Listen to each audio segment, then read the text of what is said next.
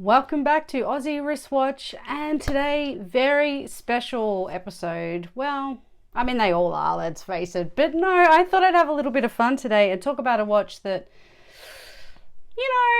I'm probably not going to be able to afford anytime soon, which kind of makes it fun to chat about, right? Because let's just go nuts.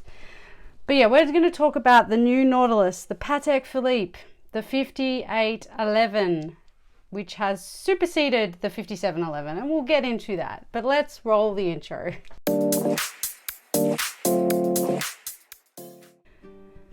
Okay, now before we get started, do me a favor, help me out with the algorithm gods. Smash the thumbs up or like button if you like to call it that, and subscribe to the channel if you haven't already. And like I said, today we're going to have a little bit of fun. And I am going to talk about the Patek Philippe Nautilus, and specifically the 5811. First, wrist check. Omega Seamaster 300M today, guys. You know I love this watch. One of my favorites. All my watches are favorites, but I do love this watch and I genuinely wear it a lot. Got a lot of wrist time on my trip to the United States most recently. So, yep, that's my wrist check for the day. Let's get into this. Now, I think we've got to cover off on some of the history of Patek Philippe and in particular the Nautilus before we get into the nitty gritty of the new model, because it kind of informs where we're coming from and how we've maybe got to where we've got today in particular. So recently there was a decision to kind of upend a nearly 50-year watchmaking tradition of the original steel Nautilus. It was introduced in 1976. The reference was 3700-1A, and it was the work of a celebrated designer, Gerald Genta, and it took inspiration from portholes. Sound familiar, guys? Yep, you will remember that if you have seen my video on Hublot and the arguable lack of inspiration in their designs or the copying of this said design. Check that video out. I'll put a link for it. Okay, so this was because it was like kind of the portholes of like a classic ocean liner of the time, evident with cushion-shaped bezel, distinctive ears at 3 and 9 o'clock. And it just, I don't know, it ended up becoming arguably one of the coolest steel watches ever to have been made. Big call, but I think that's going to be the least controversial thing that I will say on this channel, for sure. Now, there are a series of watches on my all-time grail watch list. Nautilus is one of them. And in fact, the 5711 is probably one of the top of my list. And it's, given the fact that it's scarce, it's pricey, it's going to remain at the top of my list for a very long time. And even so, because now it's been discontinued, so it's going to become even hotter property. Patek, I hate you. So last year, Patek Philippe announced, basically with no kind of real fanfare, that they're going to discontinue this very popular watch, arguably one of the watches that kind of made them, and put them on the map. Now, I've probably said something controversial there, but who cares? The stainless steel Nautilus was being discontinued. Yep. To celebrate or commiserate, they launched an olive green dial version, and that bonkers Tiffany watch in that blue dial, that, no joke, sold at auction for $6.5 million in December 2021. I mean, really? Far out, guys. I mean,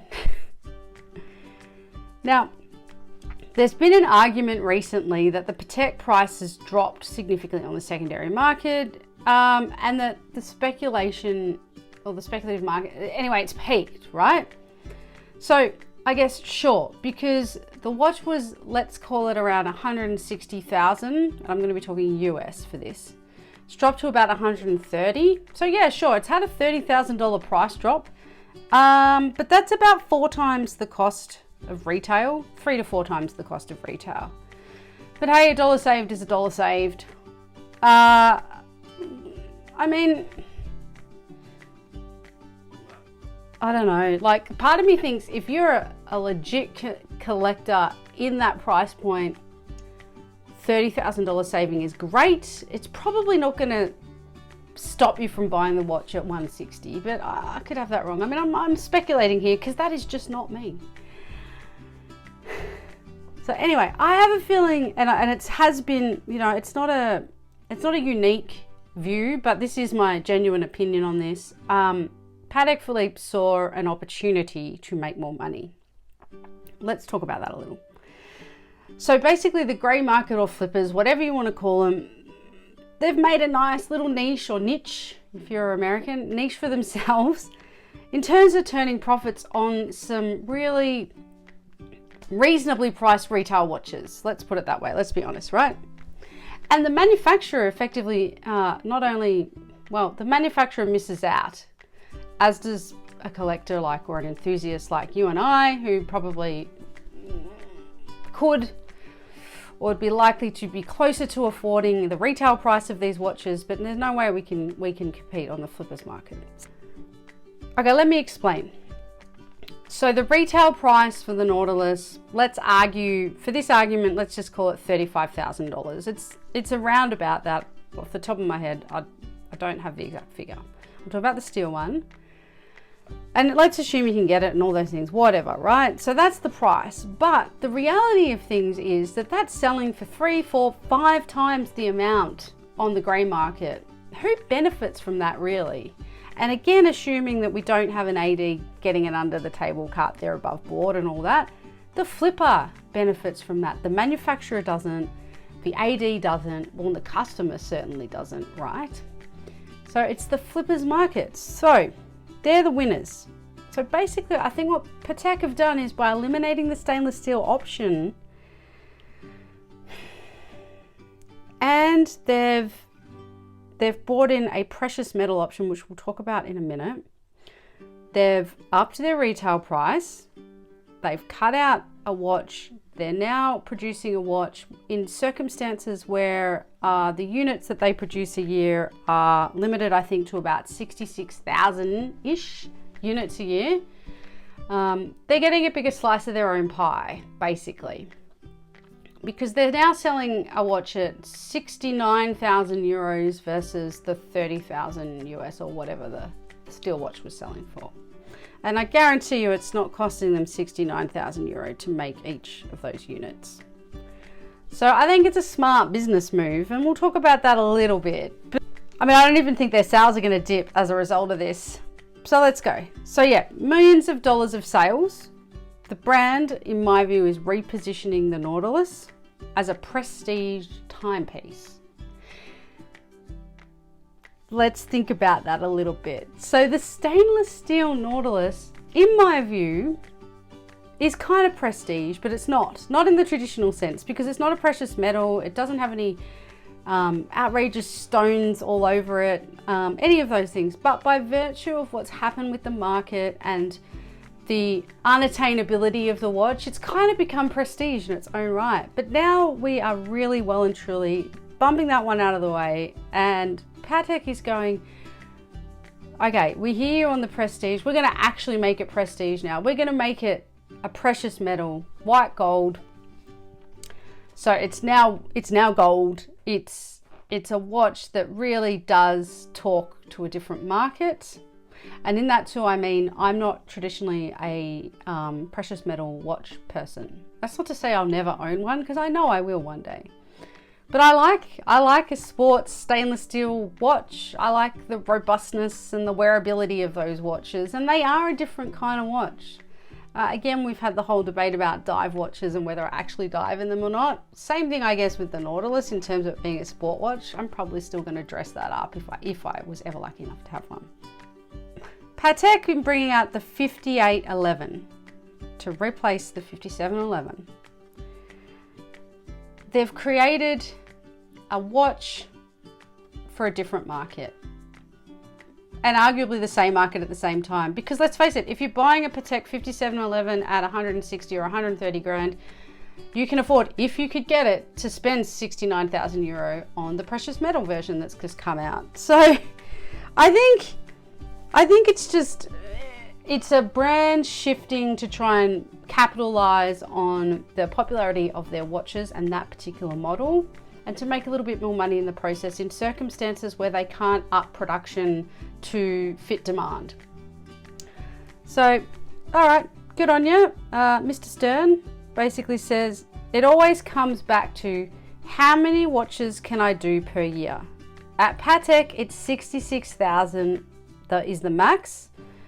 And he doesn't want to jeopardize the quality of the watches, and he needs to preserve Patek Philippe, and to sell gold is part of the preservation of the brand. I think it's pretty smart. It just means mere mortals such as myself are so far off getting that watch.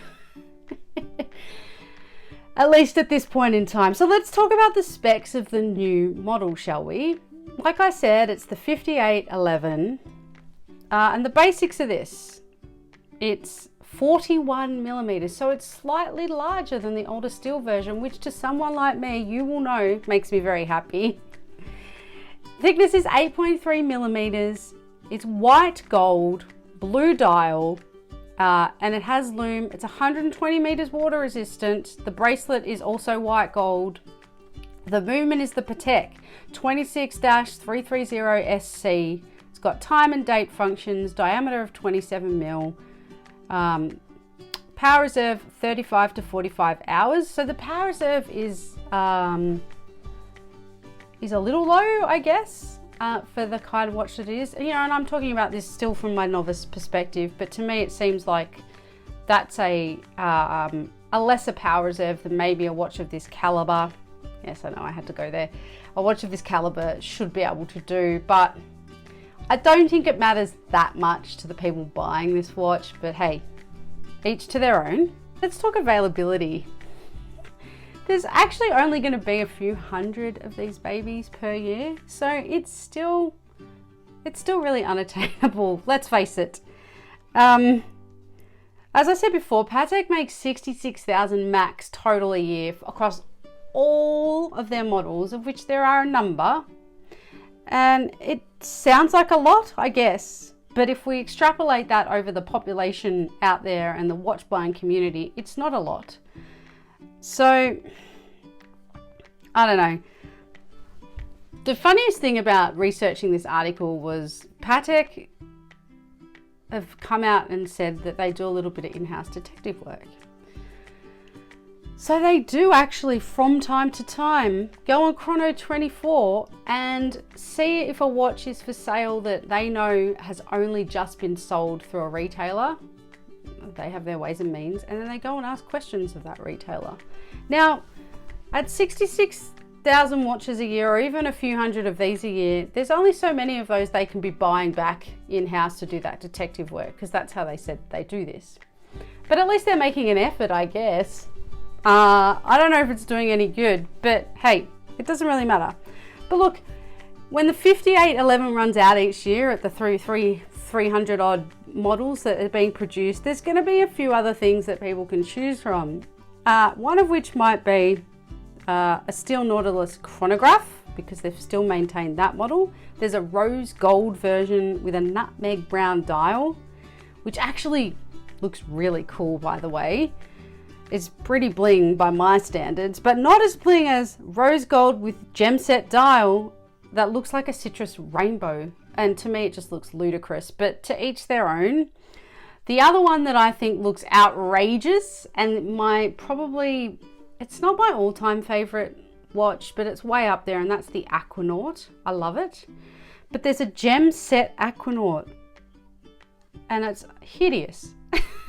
At least in my view. So I'm sure there's a watch for everyone, guys. They've also got a world time with a salmon dial, which I think is beautiful, and a perpetual calendar in hunter green, which also is exceptionally elegant. Now, they've also done a destro, and they've done their own perpetual calendar, so every lefty out there can rejoice. along with the GMT Rolex that came out earlier this year, which was also a pretty cool watch. But yeah, like, let's talk about this, hey? So let's talk about an organization who's innovating in the sales and marketing space to try and get a slice of the pie that probably should rightly be their own, but hasn't been, because, I mean, this is the funny thing about not owning the entire value chain, isn't it? And let me talk that through for a second, because maybe I'm just waffling on, but I mean, in the sense, the same as Rolex, right? Because they don't have their own shop fronts, they don't have the downstream part of the business, they're just upstream, up, mid, down. No, they don't distribute. They go to ADs, right? So then it's out of their hands to an extent. One thing I've wondered though is why they just don't up the recommended retail price a little bit.